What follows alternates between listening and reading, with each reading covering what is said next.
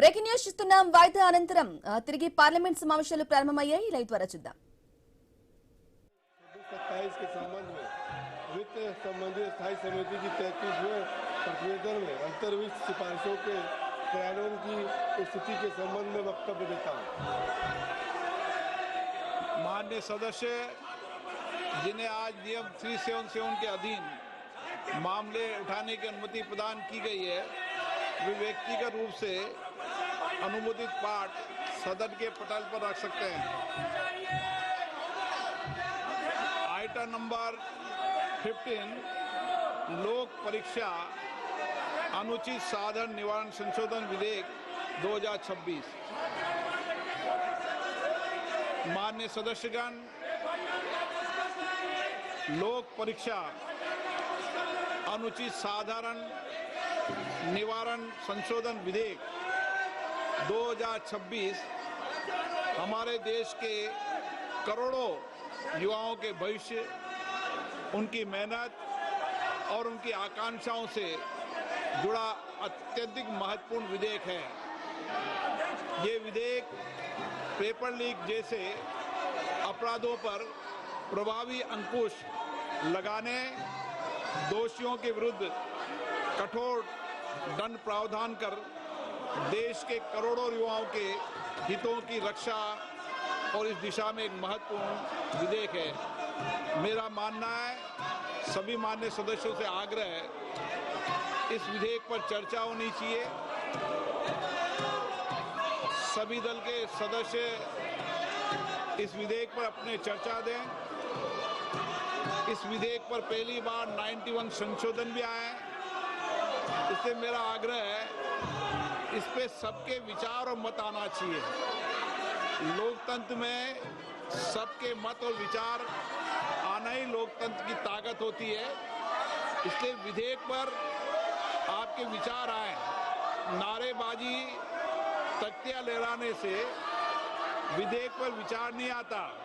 मैं आग्रह करता हूं आपसे कि इस विधेयक पर 6 घंटे और इससे भी अधिक माननीय सदस्य का विचार रखना चाहेंगे तो मैं 6 घंटे से भी बढ़ाकर जो सदन का मत होगा उस मत के अनुसार समय बढ़ा दूंगा, ताकि सबके मत आए, सबके विचार आए और देश के विद्यार्थी जो विधेयक आ रहे हैं निश्चित रूप से उसके प्रभावी कदम उठाए हैं, उसमें मत जाए। आप जाइए, इस विधेयक पर अपने विचार मत व्यक्त कीजिए। नारे नहीं, सदन में विधेयक चर्चा के लिए आपको चुनकर भेजा है। मेरा आग्रह, सदन की कार्रवाई। और अध्यक्ष महोदय जी, मैं आपका धन्यवाद देना चाहता हूं कि इतना महत्वपूर्ण बिल पर आपने पर्याप्त समय दिया और इतने ज़्यादा अमेंडमेंट का नोटिस भी आए हैं। जब अमेंडमेंट का नोटिस आया, इसका मतलब कई सदस्य इस महत्वपूर्ण बिल पे अपना मत रखना चाहते हैं। इंट्रोडक्शन के लिए भी नोटिस आए और बिल पे भी अमेंडमेंट नोटिस आए हैं। तो एक तरफ तो इतना अमेंडमेंट का नोटिस आए हैं, आपने आश्वासन भी दिया कि पर्याप्त समय देंगे, तो फिर यहाँ चर्चा को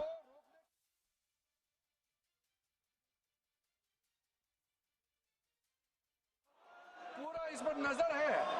और इतना important bill, public examination prevention of unfair means जैसा बिल को चर्चा के लिए रोकना, ये बहुत गलत मैसेज भेज रहा है। मैं कांग्रेस पार्टी को फिर से रिक्वेस्ट करता हूँ, अपने साथियों को समझाइए और बिल पे हम चर्चा शुरू करें। स्पीकर साहब ने जो टाइम तय करेगा, हम लोग सब मंजूर है। मैं सभी माननीय दलों के सदस्यों से आग्रह करता हूं कि वह और चर्चा करें, आपस में सहमति बनाएं। हम इस विषय पर चर्चा करना ही चाहते हैं। इसलिए मैं आज फिर आपको 3 घंटे का समय देता हूं। शाम को 5 बजे तक सरकार और सभी दल मिलकर सहमति बनाएं, ताकि 5 बजे इस विधेयक पर चर्चा हो सके। आज सदन 5 बजे तक के लिए स्थगित किया जाता है।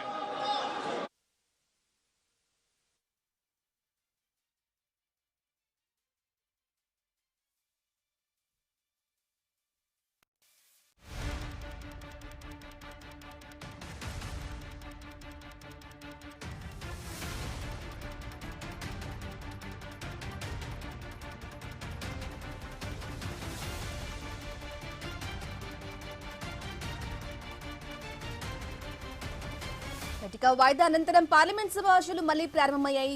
అయితే కేవలం 10 నిమిషాలు ఉన్న కాసేపట్లో కూడా విపక్షాల ఆందోళనతో లోక్సభ 5 గంటలకు అలాగే రాజ్యసభ 3 గంటల వరకు కూడా మళ్లీ వాయిదా పడ్డాయి.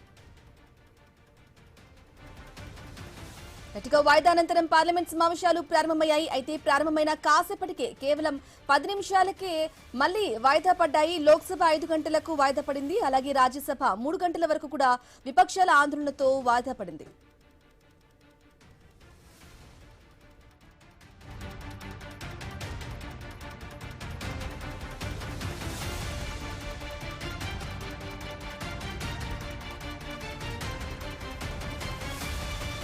సమావేశాలు ప్రారంభమయ్యాయి. ప్రారంభమైన కాసేపటి వరకే కేవలం కాసేపటి తర్వాతనే మళ్లీ వెంటనే వాయిదా పడిన సందర్భాలైతే చూస్తున్నాం. విపక్షాలు పూర్తిగా ఆందోళన నిర్వహించిన పరిస్థితి కనిపించింది. అయితే చర్చకు విపక్షాలు సహకరించాలని స్పీకర్ కూడా చెప్పడం జరిగింది. ఈ నేపథ్యంలోనే విపక్షాల ఆందోళనతో లోక్సభ 5 గంటల వరకు వాయిదా పడింది. అలాగే రాజ్యసభ 3 గంటల వరకు వాయిదా పడ్డాయి. ఇక పార్లమెంట్ సమావేశాలు మళ్లీ వాయిదా పడ్డాయి.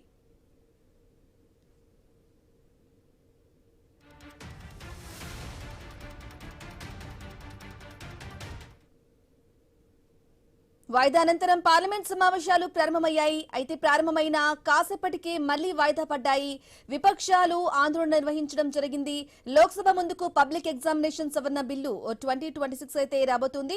అయితే బిల్లుపై చర్చ జరిగితేనే పేపర్ లీకేజ్ ని అరకట్టొచ్చు అంటూ కూడా చెప్పడం జరిగింది. అయితే చర్చకు విపక్షాలు సహకరించాలి అంటూ కూడా స్పీకర్ చెప్పడం జరిగింది. ఈ నేపథ్యంలో విపక్షాలు పూర్తిగా ఆందోళన నిర్వహించారు. లోక్సభ రాజ్యసభ మళ్లీ వాయిదా పడడం జరిగింది. ఇదే విషయానికి సంబంధించి కంప్లీట్ డీటెయిల్ మా ప్రతినిధి రాము అందిస్తారు ఫోన్ ఇన్ ద్వారా. ఎస్ రాము, మళ్ళీ వాయిదా అనంతరమే తిరిగి పార్లమెంట్ సమావేశాలు ప్రారంభమయ్యాయి. ఈ నేపథ్యంలోనే ప్రారంభమైన కాసేపటికి మళ్ళీ కూడా వాయిదా పడ్డాయి. లోక్సభ ఏమో 5 గంటలకు, రాజ్యసభ ఏమో 3 గంటల వరకు కూడా వాయిదా పడిన సందర్భాలు అయితే చూస్తున్నాం. అప్డేట్స్ ఏంటి?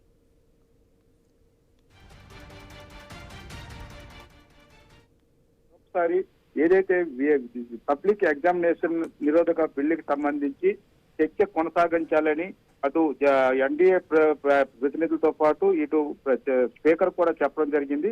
ఈ నేపథ్యంలో చర్చకు ఆస్కారం లేకుండా ప్రతిపక్ష ఇండియా కూటమి వాళ్ళు పలుమార్లు పోడియం వద్దకు దూసుకుపోయి నినాదాలు చేయడంతో మరొకసారి ఉభయ సభలు కూడా వాయిదా పడ్డవి. రాజ్యసభ 3 గంటల వరకు, అదేవిధంగా పార్లమెంట్ సభ 5 గంటల వరకు కూడా వాయిదా వేస్తూ చైర్మన్ అయితే ప్రకటించడం జరిగింది.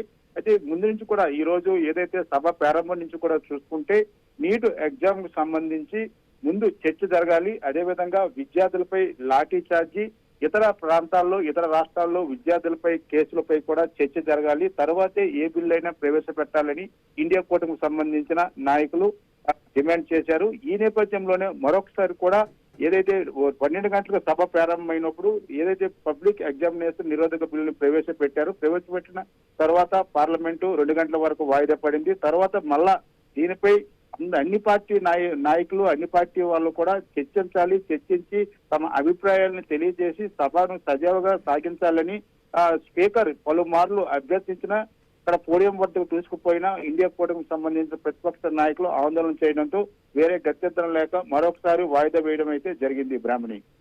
Okay right Ramu, thank you for the updates.